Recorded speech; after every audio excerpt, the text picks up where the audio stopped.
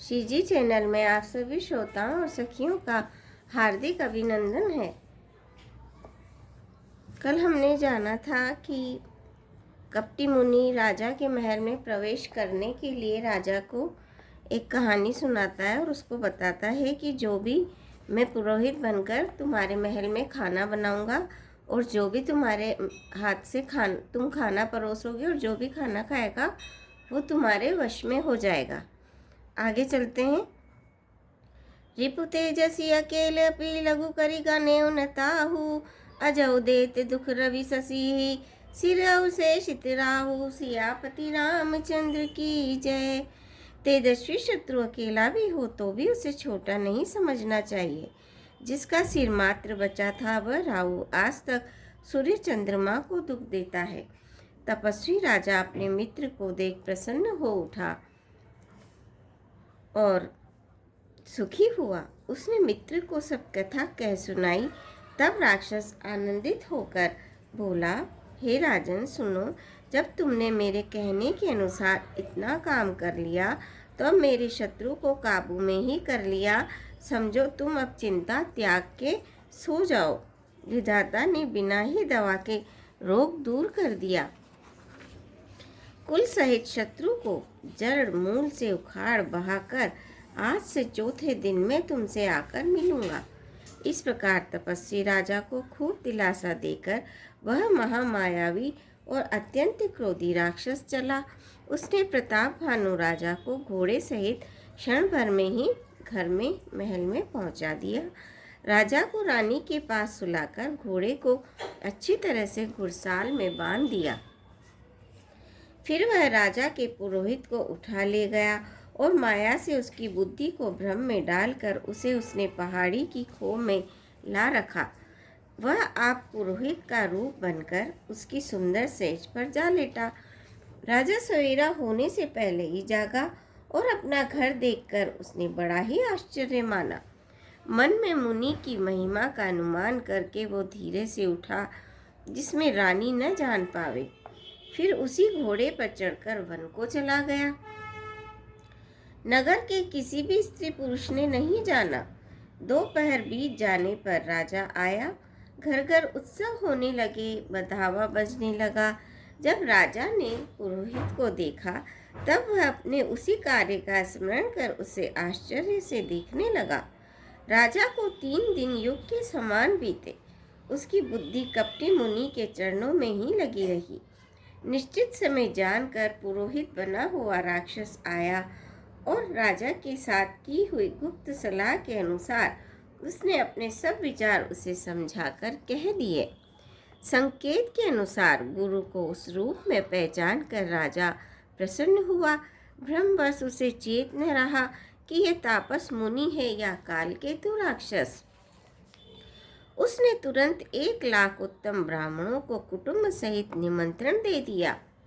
पुरोहित ने 6 रस और 4 प्रकार के भोजन जैसा कि वेदों में वर्णित है बनाए। उसने मायामयी रसोई तैयार की और इतने व्यंजन बनाए जिन्हें कोई गिन ही नहीं सकता। अनेक प्रकार के पशुओं का मांस पकाया। उसमें उस दुष्ट ने ब्राह्मणों का मांस मिला दिया। सब ब्राह्मणों को भोजन के लिए बुलाया और चरण धोकर आदर सहित बैठाया। जो ही राजा परोसने लगा उसी काल केतु कृत आकाशवाणी हुई, हे ब्राह्मणों, उठकर अपने घर को जाओ। ये अन्न मत खाओ, इसके खाने में बड़ी हानि है। रसोई में ब्राह्मणों का मांस बना है। आकाशवाणी का विश्वास मानकर सब ब्राह्मण उठ खड़े हुए। राजा व्याकुल हो गया, परंतु उसकी बुद्धि तो मोह में ही भूली हुई थी।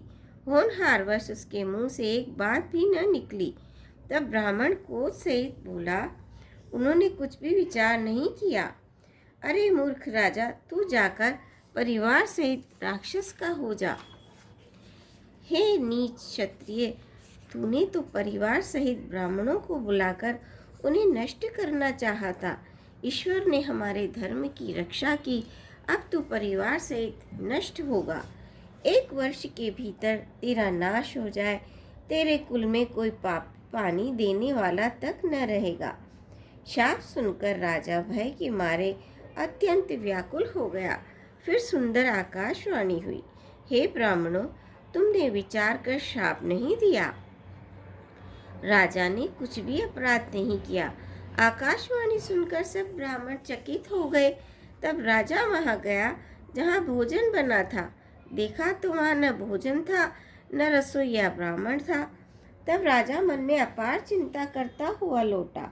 उसने ब्राह्मणों को सब वृत्तांत सुनाया और बड़ा ही भयभीत और व्याकुल होकर वो पृथ्वी पर गिर पड़ा। हे राजन, यद्यपि तुम्हारा दोष नहीं है तो भी होनहार नहीं मिटता। ब्राह्मणों का शाप बहुत ही भयानक होता है, यह किसी तरह भी टाले टल नहीं सकता। ऐसा कहकर सब ब्राह्मण चले गए। नगरवासियों ने जब ये समाचार पाया तो वे चिंता करनी और विधाता को दोष देने लगे, जिसने हंस बनाते बनाते कुआं कर दिया। ऐसे पुण्यात्मा राजा को देवता बनाना चाहिए था और राक्षस बना दिया। पुरोहित को उसके घर पहुंचाकर असुर काल को केतु ने कपटी तपस्वी को खबर दी। उस दुष्ट ने जहाँ तहाँ पत्र भेजे, जिससे सब वैरी राजा सेना सजा सजा कर चढ़कर दौड़े और उन्होंने डंका बजाकर नगर को घेर लिया। नित्य प्रति अनेक प्रकार से लड़ाई होने लगी। प्रताप भानु के सब योद्धा करनी करके रण में जूझ मरे। राजा भी भाई सहित खेत रहा। सत्य केतु के कुल में कोई नहीं बचा। ब्राह्मणों का शाप झूठा कैसे हो सकता था। शत्रुओं को जीतकर नगर को फिर से बसाकर सब राजा विजय और यश पाकर अपने अपने नगर को चले गए। भरद्वाज सुनु जाहि जब होय विधाता वाम, दुरी मेरु सम जनक जम ताहि ब्याल समदाम। सियापति रामचंद्र की जय, पवन पुत हनुमान की जय। मंगल भवनीय मंगल हारी, दबहु सुदशरथ अजर बिहारी। दीन दयाल विरद संभारी, हरऊ नाथ मम संकट भारी। श्रोता, आज के लिए इतना ही। आपसे आशा है मेरे चैनल को सब्सक्राइब करेंगे, वीडियो को लाइक करेंगे, शेयर करेंगे। धन्यवाद।